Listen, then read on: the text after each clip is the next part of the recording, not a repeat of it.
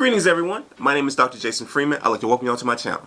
Just to let y'all know, this video contains spoilers for the Creature Commandos animated series and a few comics involving Clayface. So if you don't want any of that spoiled, click off the video now.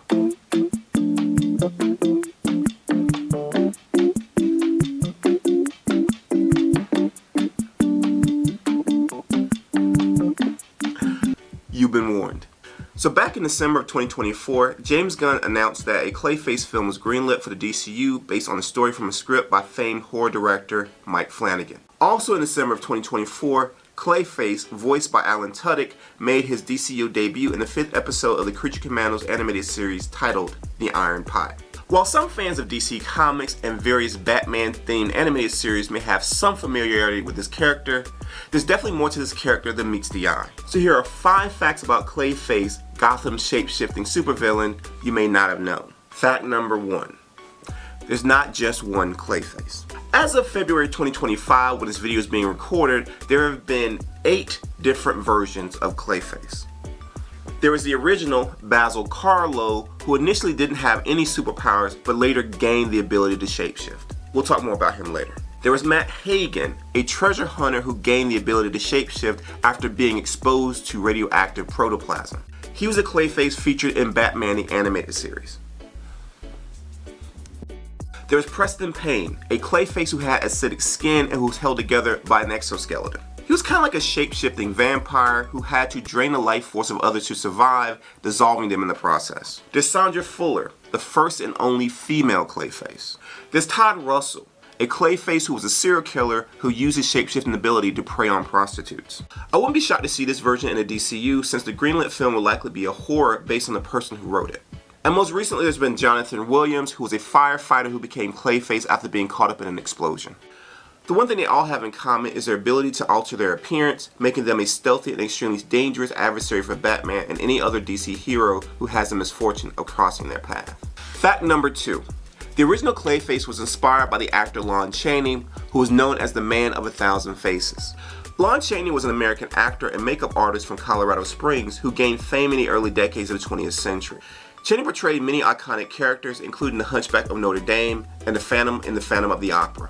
One of the creators of Clayface, Bob Kane, admitted that the original 1940 version of Clayface, Basil Karlo, was inspired by Chaney's Phantom. Though the name was inspired by another Hollywood actor, Boris Karloff, who became famous for portraying Frankenstein's monster.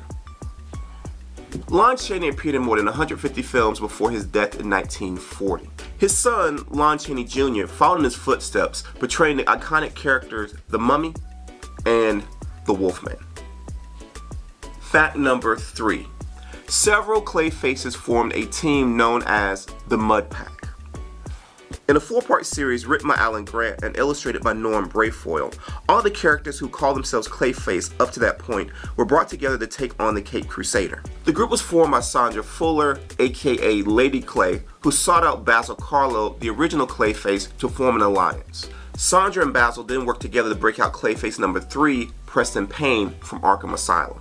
Then, to complete the promise of bringing all the 4 original Clayfaces together, Basil Karlo went and got the remains of Clayface number 2, who had actually died in the Crisis of Infinite Earths. The 3 living Clayfaces worked together and actually defeated Batman, capturing him, and they would have won if not for Basil double-crossing Sandra and Preston. Because, you know, I mean, they're villains, so they're gonna double-cross each other. Now, the reason for the double-cross is because Basil wanted to gain shape-shifting ability, and he did so by essentially stealing the blood of Sandra and Preston and injecting it into himself. Basil, now the ultimate Clayface, took on a traumatized Batman and the hero Looker. He was defeated after he lost control of his powers and dissolved into the ground vis-a-vis the acidic traits he received from Preston Payne's blood. Fact number 4.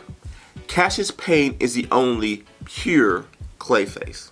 After Basil Karlo double-crossed Sandra and Preston, they formed a romantic relationship and had a son named Cassius.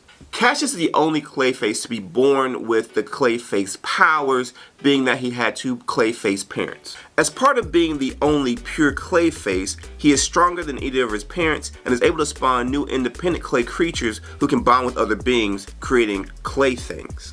The 6th Clayface, Peter Malley, is one of these clay things. Fact number 5. some versions of Clayface can actually mimic the powers of other metahumans.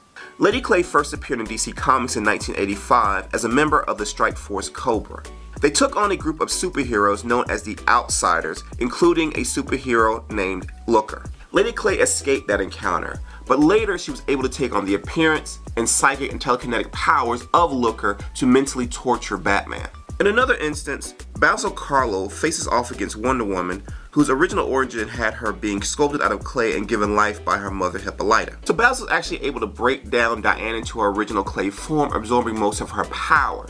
He becomes so powerful, becomes almost unstoppable, and is only beaten once Diana, with the help of Donna Troy, come together and trick him into essentially releasing a lot of Diana's powers. But to this day, you can argue that Clayface is the ultimate kryptonite to Wonder Woman. Now, if you found that video interesting and or informative, please like this video and subscribe to my channel. Also, please share this video. And if there are other DCU properties you want me to discuss on this channel, please leave those suggestions in the comment section below. Thank you all for your time and have a wonderful rest of your day.